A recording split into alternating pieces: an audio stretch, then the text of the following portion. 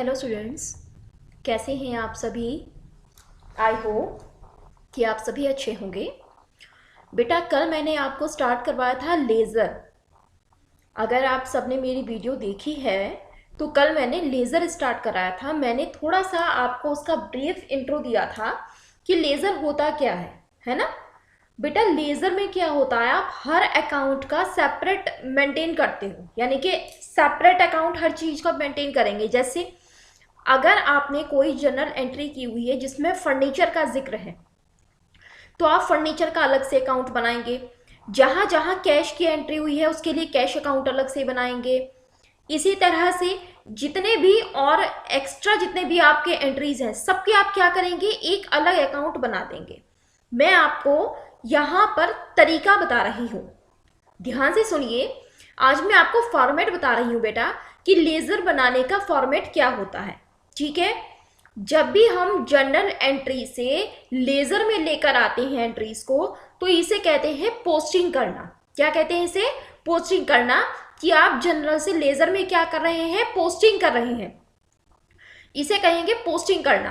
अब आप किसी भी तरह का अकाउंट बना रहे हैं, किसी भी तरह का, ठीक है। मैं यहां पर ले रही हूं सबसे पहले एसेट अकाउंट का एग्जांपल।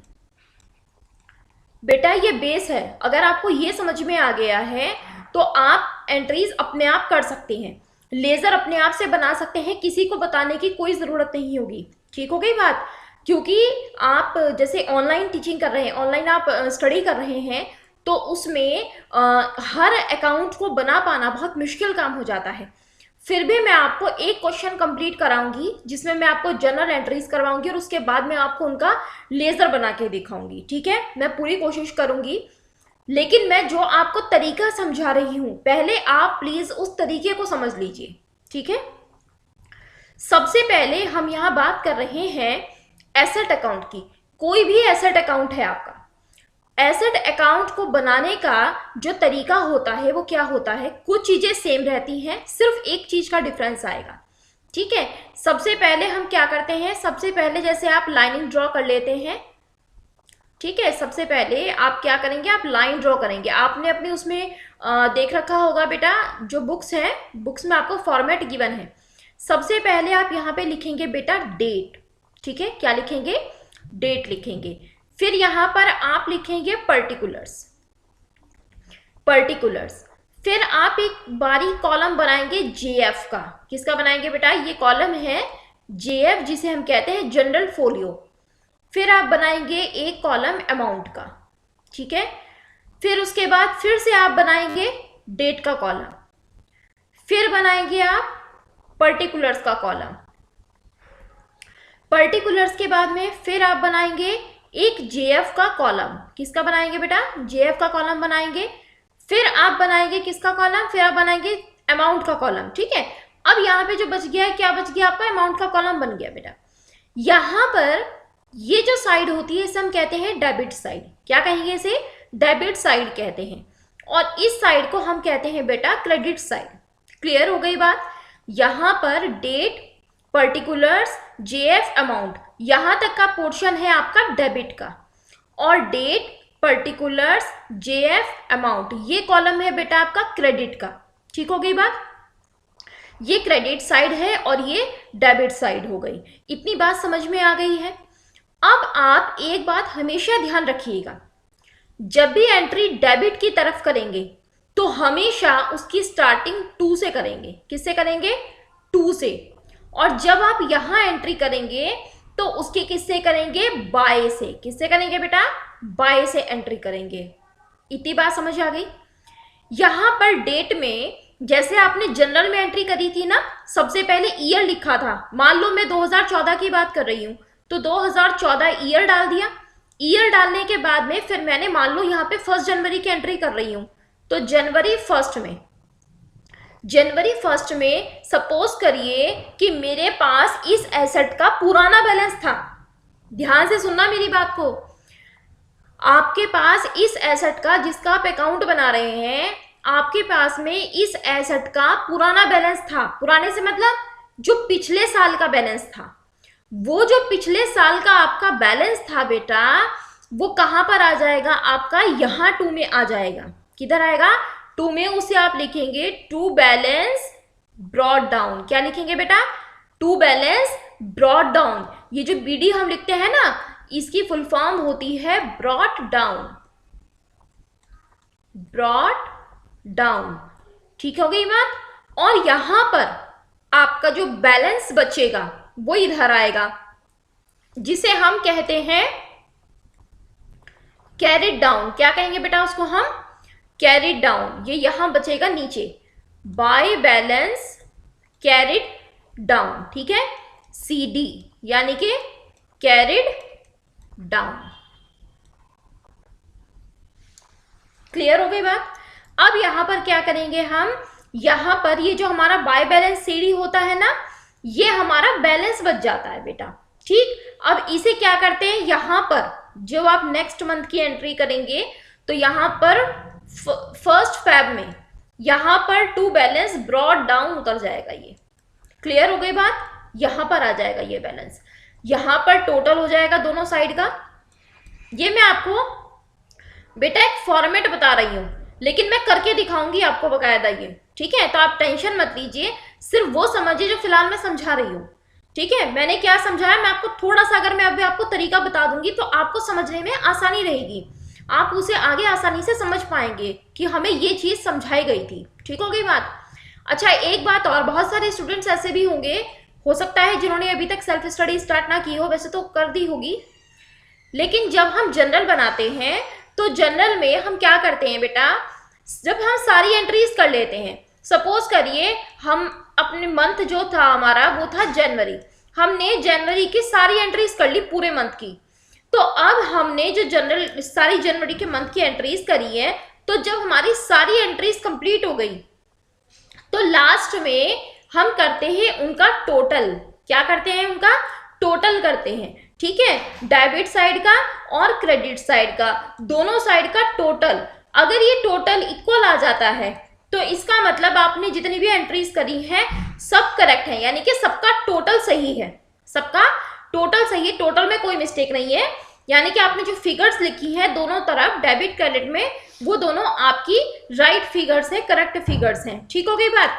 अच्छा, एक बात और बताना चाहेंगे, इसमें जब जनरल करते हैं बेटा, अब तो वैसे कंप्यूटराइज्ड हो गया, टैली का यूज करते हैं, तो टैली में तो ऑटोमेटिकली हो जाता है, कोई दिक्कत वाली बात नहीं होती। लेकिन कई बार क्या होता है, जैसे मैनुअली करते थे, कई बार ऐसा होता है ना मैनुअली करना होता है। तो जब मैनुअली करते हैं, मैनुअली से मतलब जब आप हाथ से करते हो, रजिस्टर्स वगैरह मेंटेन करते हो अपने हाथ से, है ना, आप कंप्यूटराइज ना करके आप जो हिसाब किताब लिखते हैं, जो जनरल एंट्रीज करते हैं, वो मैनुअली करते हैं। ठीक है, तो उस कंडीशन में क्या होता है, पॉसिबल तो है नहीं कि सारा एक ही पेज पे एंट्रीज आ जाएंगी पूरे मंथ की, वो तो पॉसिबल नहीं है, तो आपको पेज चेंज करना पड़ेगा ना।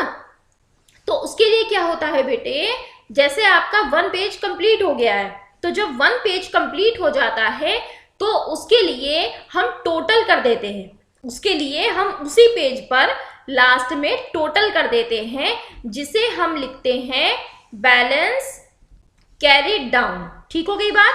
और जब नेक्स्ट पेज पर हम पहुंचते हैं आगे की एंट्रीज करने के लिए, तो वहां पर हम लिखते हैं बैलेंस ब्रॉड डाउन। ठीक हो गई बात, बैलेंस ब्रॉड डाउन। इतनी बात समझ में आ गई बेटा। तो टोटल फिर आगे से वो सारा टोटल स्टार्ट कर देंगे, वो जो पीछे वाला टोटल है उसे नेक्स्ट पेज पर लिखने का पर्पस ये होता है कि आपको बार बार पेज आगे पीछे करने की रिक्वायरमेंट नहीं होती है। जो भी आपने पीछे टोटल किया हुआ है उसे आगे बस क्या करते जाना है, आपको कंटिन्यू ऐड करते चले जाना है। इतनी बात क्लियर हो गई। जनरल के बारे में ये 2 बातें थी जो बतानी रह गई थी टोटलिंग के बारे में। ठीक है, अब हम बात करते हैं आगे लेजर के बारे में। लेजर में मैंने आपको अभी बताया है कि जो तरीका होता है करने का वो क्या होता है। तरीका क्या होता है, 2 साइड होती है, डेबिट और क्रेडिट। डेबिट साइड में भी डेट का, पर्टिकुलर्स का, जेएफ का, अमाउंट का कॉलम होता है, और क्रेडिट साइड में भी डेट का, पर्टिकुलर्स का, जेएफ का और अमाउंट का कॉलम होता है। अब आपका क्वेश्चन हो सकता है ये हो कि जेएफ क्या होता है, व्हाट इज जेएफ। जेएफ की बेटा फुल फॉर्म जो होती है, जेएफ की जो फुल फॉर्म होती है वो होती है जर्नल फोलियो। JF की फुल फॉर्म होती है जर्नल फोलियो। और जो LF लिखवाया था मैंने, ध्यान करिए, मैंने जब जर्नल एंट्रीज करवाई थी तो उसमें एक कॉलम मेंटेन करवाया था LF का। LF वो होता है लेजर फोलियो। वो क्या होता है? लेजर फोलियो होता है। अच्छा, मैंने आपसे उस वक्त कहा था कि जब मैं लेजर कराऊंगी तब बताऊंगी। देखिए यहां पर जैसे ये JF लिखा हुआ है, अब सपोज करिए मैंने यहां पर एक एंट्री कर दी है टू कैश या बैंक के नाम से, और ये एंट्री मैंने 1 जनवरी को ही की है। ठीक हो गई बात? तो ये इसकी जो मैंने जनरल एंट्री कर रखी है, ध्यान से समझना, इसकी जो मैंने जनरल एंट्री कर रखी है वो जिस पेज नंबर पे की हुई है, वो पेज नंबर मैं इस एंट्री के सामने इस वाले कॉलम में मेंशन कर दूंगी। एक बार फिर से सुन लीजिए। मान लीजिए कि मैंने 1 जनवरी को यहां पे लिख दिया, सपोज करिए टू कैश अकाउंट कर दिया। मान लीजिए ये जो अमाउंट है ये 5,000 रुपए है। अब ये जो मैं पोस्टिंग करी है मैंने लेजर में, तो जाहिर सी बात है कि मैंने इसे जनरल से ही लेकर आई हूं, है ना। मैंने जनरल से ही इसे पोस्टिंग करी है यहां पर। तो मैंने इसकी जनरल एंट्री जहां पर की हुई है, जिस पेज नंबर पर की हुई है, वो पेज नंबर मैं यहां मेंशन कर दूंगी। और ये जिस पेज नंबर पे मैंने ये लेजर बनाया हुआ है, इस लेजर का पेज नंबर मैं कहां लिख दूंगी? जहां पे जनरल में मैंने ये एंट्री कर रखी है। ठीक है, जहां पर लेजर फोलियो का कॉलम था उसमें मैं इस लेजर के पेज नंबर की क्या कर दूंगी? एंट्री में मेंशन कर दूंगी कि मैंने ये जो जनरल एंट्री की हुई है, इसकी जो पोस्टिंग कर रखी है वो लेजर में उस पेज नंबर पर की हुई है। इससे क्या होता है, कभी इन फ्यूचर कोई जनरल एंट्री देखनी पड़ती है, उससे संबंधित अकाउंट देखने पड़ते हैं, तो वो पेज नंबर बेटा काम आते हैं।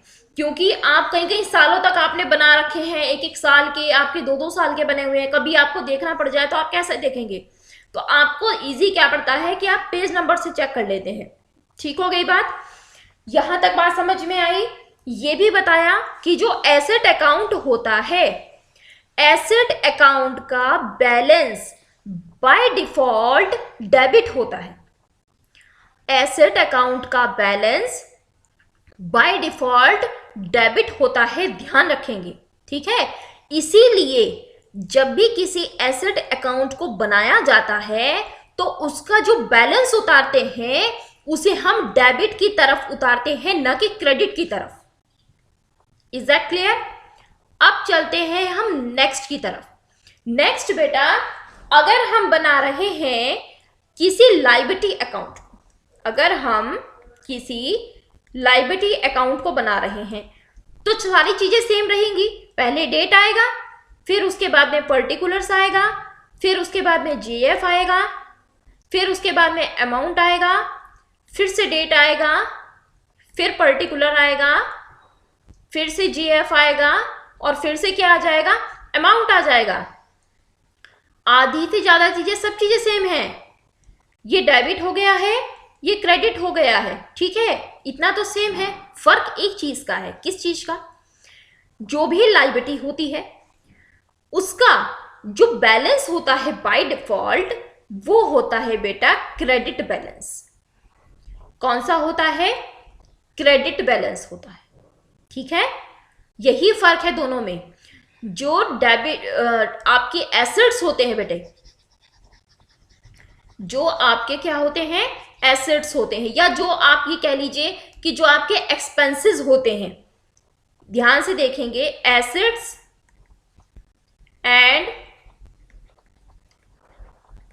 एक्सपेंसेस की बात करें तो इनका जो बाय डिफॉल्ट बैलेंस होता है, बाय डिफॉल्ट जो बैलेंस होता है वो होता है डेबिट। क्या होता है? डेबिट बैलेंस होता है। बात करते हैं अगर हम लायबिलिटीज के बारे में, लायबिलिटीज और इनकम के बारे में बात करें। किसके बारे में? लायबिलिटीज और इनकम के बारे में अगर बात करें तो इनका जो बैलेंस होता है बाय डिफॉल्ट वो होता है क्रेडिट बैलेंस। कौन सा बैलेंस होता है बेटा? वो होता है आपका क्रेडिट बैलेंस। आई होप यहां तक क्लियर हो गया होगा। लेजर के बारे में मैंने मीनिंग बता दिया है, मैं फॉर्मेट बता चुकी हूं लेजर का। एक बार आप बुक में भी देख लीजिएगा। एसेट्स और लाइबिलिटीज, एज एक्सपेंसेस, इनकम, इनके बारे में मेन जो मूल मंत्र है वो यही है, यानी कि मेन चीज यही है। अगर आपको ये चीज समझ में आ गई तो लेजर कुछ नहीं है, आप किसी भी तरह का अकाउंट बना सकते हैं। ठीक हो गई बात, चाहे एसेट हो, चाहे लाइबिलिटीज हो, चाहे एक्सपेंस हो, चाहे इनकम हो, कोई भी हो। अच्छा, एक बात और, वैसे तो मैं ये करा चुकी थी लेकिन एक बार फिर भी थोड़ा सा याद आ जाएगा आपको। एसेट्स में कौन कौन से आते हैं, एसेट्स में कौन कौन से आते हैं आपके अकाउंट?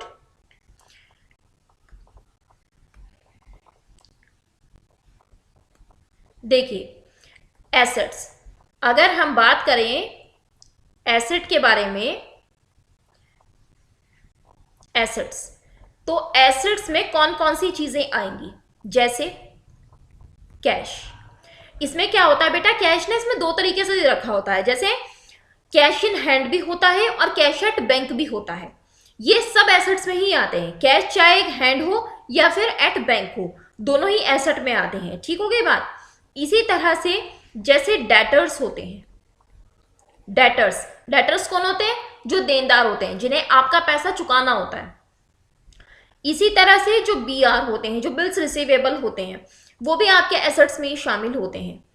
इसी तरह से एक होता है आपका प्रीपेड एक्सपेंस। प्रीपेड एक्सपेंस को हम शॉर्ट में इस तरह से लिख देते हैं, prepaid, prepaid expense. Prepaid expense वो एक्सपेंस होता है बेटा जो आपने पहले से ही एडवांस में जो आपने पेमेंट कर दिया। फॉर एग्जाम्पल, आप जहां पर अपना बिजनेस चलाते हैं, जिस बिल्डिंग में, मानकर चलिए वो बिल्डिंग आपने रेंट पे ली हुई है, तो आपने उस महीने का जो आपको रेंट देना था, मान लीजिए एक महीने का रेंट 10,000 रुपए है, तो आपने उस महीने का तो रेंट दे ही दिया, साथ ही साथ आगे के 2 महीने का रेंट भी आपने पे कर दिया। तो ये जो आपने आगे के 2 महीने का रेंट पे किया है, ये कहलाएगा प्रीपेड एक्सपेंस। अच्छा, अब आपने इसे एसेट में क्यों शामिल किया है? एसेट में इंक्लूड करने का इसका जो पर्पस है वो ये है कि आपको इस किए हुए खर्चे का लाभ आगे आने वाले समय में मिलेगा। मतलब आपको अगले 2 महीने तक इस किए हुए एक्सपेंस का बेनिफिट मिलेगा। ठीक है, तो इसीलिए ये आपके लिए एक एसेट मानी जाती है और ये करंट एसेट्स में आती है। मैंने जितने आपको लिखवाए हैं सब करंट एसेट्स के ही हैं। ठीक है, क्योंकि एसेट्स मैंने बताया था मेन 2 तरह की होती हैं, करंट होती है, फिक्स्ड होती है, एक फिक्टिशियस एसेट भी होती है। ठीक है, तो यहां पर इसी तरह से जैसे फर्नीचर है, लैंड है, बिल्डिंग है,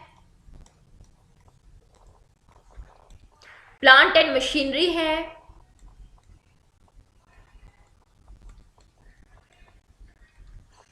इसी तरह से आपका आ जाता है जैसे आपके मान लीजिए बेटा बेड डेब्ट्स हैं, बेड डेब्ट्स भी यहीं पर आते हैं। ये टर्म मैंने आपको पहले कराया नहीं है, इसे मैं या तो आज की वीडियो में कवर करूंगी या नेक्स्ट वीडियो में कवर करूंगी। प्लांट एंड मशीनरी है। इसी तरह से एसेट्स में आपका और क्या आता है, जैसे लूज टूल्स हो गए, ये भी बेटा आपके एसेट्स में ही शामिल है। क्लोजिंग स्टॉक आपका एसेट में शामिल होता है। क्लोजिंग स्टॉक कौन सा होता है बेटा, क्या होता है क्लोजिंग स्टॉक? जब भी कोई बिना बिका हुआ माल, साल के अंत में जो बिना बिका हुआ माल होता है उसे क्लोजिंग स्टॉक कहा जाता है। ठीक, मान लीजिए कि आपका जो बिजनेस का फाइनेंशियल ईयर है वो है, या आपका अकाउंटिंग ईयर है वो 1 जनवरी से 31 दिसंबर तक का है, तो आपने 1 जनवरी से लेकर 31 दिसंबर तक जितना भी परचेज कर रखा है, जितना भी आपने फिनिश्ड गुड परचेज किया हुआ है बेचने के लिए, उसमें से जितना माल बचा पड़ा रहता है जो बिकता नहीं है, जब आपको फाइनल अकाउंट्स बनाने होते हैं, जब आप अपने सारे रिकॉर्ड्स मेंटेन कर रहे होते हैं, पूरे साल का हिसाब देख रहे होते हैं, जब फाइनल अकाउंट बना रहे होते हैं, तो उस डेट में उस परचेज वाले में से जितना आपका माल बिना बिका हुआ पड़ा रहता है वो सब क्लोजिंग स्टॉक होता है। और अगले दिन जस्ट नेक्स्ट डे यही क्लोजिंग स्टॉक आपका ओपनिंग स्टॉक में कन्वर्ट हो जाता है। यही क्लोजिंग स्टॉक किस में कन्वर्ट हो जाएगा, ओपनिंग स्टॉक में कन्वर्ट हो जाता है। तो एसेट्स में वैसे तो बहुत सारी चीजें आती हैं, जैसे गुडविल भी है, पेटेंट है, ट्रेडमार्क है, ये आपके इंटेंजिबल में आते हैं बेटा, और ये सब आपके एसेट्स में आते हैं। ठीक है, साथ साथ जो आते चले जाएंगे वो मैं हैंड टू हैंड बताती चली जाऊंगी ये एसेट्स का समझ में आ गया। चलिए एसेट्स के बाद में हम नेक्स्ट देखते हैं। नेक्स्ट आता है आपका बेटा लायबिलिटीज। अब लायबिलिटीज में क्या क्या चीजें होती हैं, क्योंकि जब तक आपको ये पता नहीं चलेगा आप लेजर नहीं बना पाएंगे, तो ये चीजें आपको जाननी जरूरी है। लायबिलिटीज में क्या क्या चीजें आएंगी, जैसे क्रेडिटर्स। क्रेडिटर्स बेटा आपके आते हैं लायबिलिटी में, क्योंकि लेनदार हैं, ये आपके बिजनेस के लेनदार हैं, ये लेनदार हैं, क्रेडिटर्स हैं, आपको इनका पैसा पेमेंट करना है, तो आपकी तो दायित्व हो गया ना, लायबिलिटी होगी बिजनेस की ये। इसी तरह से बिल्स रिसीवेबल का अपोजिट क्या होता है, बिल्स पेबल होता है, और ये बिल्स पेबल भी कंपनी का क्या है, दायित्व है, लायबिलिटी है, जिसका पेमेंट उसे एक निश्चित समय के बाद में करना है। इसी तरह से आपके आते हैं, एक होती है बेटा आपकी income received in advance. Income received in advance, जिसे हम कई बार अनएक्रूड इनकम भी कहते हैं, अनएक्रूड इनकम भी कहते हैं। इसी तरह से एक होता है आउटस्टैंडिंग एक्सपेंस, आउटस्टैंडिंग एक्सपेंस। ठीक हो गई बात। अब देखिए क्रेडिटर्स हो गए, बिल्स पेबल हो गए, इनकम रिसीव्ड इन एडवांस की बात करें तो ये वो आय होती है जो एक व्यक्ति को प्राप्त तो हो गई, लेकिन अभी तक उसने वो काम किया नहीं है। मतलब जिस काम के लिए उसे ये इनकम रिसीव हुई है, अभी तक उसने उस काम को किया नहीं है, तो इसीलिए ये उसका दायित्व हो गया। क्या हो गया, उसका दायित्व हो गया, उसकी लायबिलिटी हो गई। यानी कि वो आय जो अभी तक कमाई नहीं गई है, अभी तक काम नहीं किया गया है, लेकिन आपको मिल गई है पहले ही, तो ये कंपनी की लायबिलिटी बन जाती है बेटा। और इसे इसीलिए हम क्रेडिट करते हैं, क्योंकि लायबिलिटीज को मैंने बताया था कि बाय डिफॉल्ट हम क्या करते हैं, क्रेडिट करते हैं। अच्छा, एक तो हो गया income received in advance, unaccrued income जिसे कहते हैं। एक होता है बेटा एक्रूड इनकम, एक होता है accrued income. Accrued income assets में जाता है। एक्रूड इनकम वो इनकम होती है कि आपने कमा तो ली है। एक्रूड इनकम वो इनकम होती है, वो आय होती है जो कमा तो ली गई है, लेकिन अभी तक मिली नहीं है। आप यहां देख रहे होंगे कि नाम से ही आप सभी को पता चल रहा है कि यहां पर अनएक्रूड है और वहां पर मैं एक्रूड की बात कर रही हूं, तो दोनों रिवर्स हो गए ना एक दूसरे के। अनएक्रूड वो कि आपने अभी तक कमाई नहीं है लेकिन मिल गई पहले ही, और एक्रूड वो कि आपने कमा तो ली है लेकिन अभी तक आपको मिली नहीं है। ठीक हो गई बात। अब इसका सबसे अच्छा एग्जाम्पल मैं आपको बताऊं तो अनएक्रूड इनकम, मानकर चलिए कि आप कहीं पर कोचिंग कर रहे हैं, ठीक है, आप कहीं पे कोचिंग कर रहे हैं, कोचिंग ले रहे हैं आप, और वहां पर आपने 1 महीने की फीस एडवांस में दे दी। तो आपने क्या किया, आपने एडवांस में दे दी, जो आपके टीचर हैं आपने उनको एडवांस में पेमेंट कर दिया 1 महीने का, ठीक है। अब आपने एडवांस में पेमेंट तो कर दिया, क्या उन्होंने वो पूरा महीना आपको पढ़ा दिया? नहीं पढ़ाया ना अभी तक। उनके लिए क्या है, उनके लिए अनएक्रूड इनकम हुई। क्यों? क्योंकि उन्होंने अभी तक काम किया कहाँ है, अभी तक उन्होंने आपको पूरा मंथ पढ़ाया कहाँ है, लेकिन उनको वो इनकम पहले ही मिल गई, वो अनएक्रूड इनकम है। यानी कि अब उनका दायित्व बन गया कि उन्हें पढ़ाना पड़ेगा। उन्हें क्या करना पड़ेगा, उन्हें पढ़ाना पड़ेगा, ये उनकी लायबिलिटीज में इंक्लूड हो गया। इसी तरह से एक्रूड इनकम होता है। मान लीजिए कि वही टीचर, मैं वही एग्जांपल ले रही हूं कि आपने, उन टीचर ने आपको 1 महीना पूरा पढ़ा दिया और आपने उन्हें अभी तक पूरा महीना पढ़ाने के बाद अगला महीना भी शुरू हो गया, लेकिन आपने अब तक उन्हें इनकम नहीं दी, यानी कि आपने अब तक उनको फीस नहीं दी है। तो उनके लिए वो क्या है, उनके लिए वो एक्रूड इनकम है। क्यों है? क्योंकि उन्होंने काम तो कर दिया ना, उन्होंने पूरा महीना पढ़ाना था, उन्हें आपको पढ़ा दिया, लेकिन अभी तक उनको फीस नहीं मिली है, अभी तक उनको वो इनकम नहीं मिली है। इसका मतलब कमा तो ली लेकिन अभी तक मिली नहीं, तो इसीलिए उनके लिए क्या हो गई, वो एक एसेट्स हो गई बेटा, ठीक है। तो यहां पर ये बात समझ में आ गई। एक टर्म होता है आउटस्टैंडिंग एक्सपेंसेस। आउटस्टैंडिंग एक्सपेंसेस का मतलब ये होता है कि ऐसा खर्चा जो आपको करना था इस साल, यानी कि जो आपका अकाउंटिंग ईयर है उस साल में आपको वो खर्चा तो करना था लेकिन आपने अभी तक किया नहीं है। फॉर एग्जाम्पल, मान लीजिए कंपनी है, उस कंपनी का जो अकाउंटिंग ईयर है वो 1 जनवरी से 31 दिसंबर तक का है। ठीक हो गई बात। अब उसने क्या किया, 31 दिसंबर में जिस दिन वो अपने फाइनल अकाउंट्स को मेंटेन कर रही है कंपनी, उस डेट पर वहां तक उसे जितनी सैलरी पे करनी थी, मान लीजिए कि 31 दिसंबर, जो दिसंबर का महीना है, दिसंबर के मंथ की जो पूरी सैलरी बैठ रही थी, सपोज करिए कि वो बैठ रही थी मान लीजिए 1 लाख रुपए। ठीक है, 1 लाख रुपए की सैलरी बैठ रही थी। अब उन्होंने क्या करा, उन्होंने ये जो सैलरी है ये अभी तक पेमेंट नहीं की। ठीक है, ये जो एक्सपेंस उन्हें करना था उन्होंने ये एक्सपेंस अभी तक नहीं किया। उन्होंने कितने महीने का कर रखा है, 11 महीने का कर रखा है, 1 महीने का पेमेंट नहीं कर रखा। इसका मतलब ये जो 1 लाख रुपए की सैलरी है ये आउटस्टैंडिंग सैलरी कहलाएगी। क्या कहलाएगी, आउटस्टैंडिंग सैलरी कहलाएगी। क्यों, क्योंकि जो अकाउंटिंग ईयर होता है, जिस साल का बनाया जा रहा है, उसी साल की इनकम और उसी साल के एक्सपेंसेस को कंपनी बुक्स में शो कर सकती है। जो एक्स्ट्रा इनकम और एक्स्ट्रा एक्सपेंस होते हैं उनको उस साल शो नहीं कर सकती। बात समझ में आ रही है। यहां पर जो पैसा उसे इस साल देना था वो उसने नहीं दिया, तो नहीं दिया तो आउटस्टैंडिंग में इसलिए दिखाया क्योंकि ये वो अगले साल यानी कि जो उसका नेक्स्ट अकाउंटिंग ईयर है वो उसमें क्या करेगी, उसको पेमेंट करेगी। तो ये आउटस्टैंडिंग एक्सपेंस मतलब ये कंपनी की लायबिलिटी हो गई। कंपनी का दायित्व है कि कंपनी को ये 1 लाख रुपए पेमेंट करने हैं।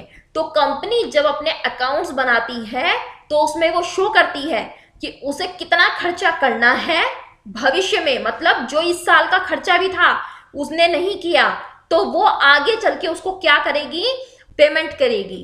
कुछ ऐसी इनकम हो सकती है जो इस साल मिल गई लेकिन नहीं मिलनी थी, आगे मिलनी थी, तो उनको माइनस कर देती है। मतलब उनका भी एडजस्टमेंट कंपनी करके चलती है अपनी फाइनल अकाउंट्स में। ठीक है, हो सकता है कि ये बात ऊपर से निकल गई हो, लेकिन जब आप फाइनल अकाउंट बनाएंगे पूरी प्रोसेस में, यानी कि बहुत ही अच्छे प्रोसीजर के साथ में जब आप बनाएंगे इसको, तब आपको पता चलेगा, तब आप इन चीजों को समझते चले जाएंगे। फिलहाल मेरा जो मेन पर्पस था वो ये था कि मैं आपको इन टर्म्स को क्लियर कर सकूं। ठीक हो गई बात। तो आज आप केवल इतना ही रखिए। इनकम में क्या होता है, एक खाली मैं आपको ओरल बता देती हूं। इनकम में क्या है, जो चीज आपको मिल रही, जैसे आपको कहीं से रेंट मिल रहा है, आपको कहीं से कमीशन मिल रहा है, ठीक है, तो ये सब क्या है, ये आपकी इनकम है। और एक्सपेंस क्या है, आप कहीं पे पेमेंट कर रहे हैं तो वो आपका एक्सपेंस हो गया। एसेट्स और एक्सपेंस डेबिट होते हैं बाय डिफॉल्ट, लायबिलिटीज और इनकम बाय डिफॉल्ट क्रेडिट होती है। ये मैं लिखवा चुकी हूं आपको। ठीक है, तो आई होप कि आज मैंने समझाया है वो आप सबको समझ में आया होगा। तो आज आप इतना ही रखेंगे बेटा, बाकी हम नेक्स्ट वीडियो में डिस्कस करेंगे। Okay, thank you.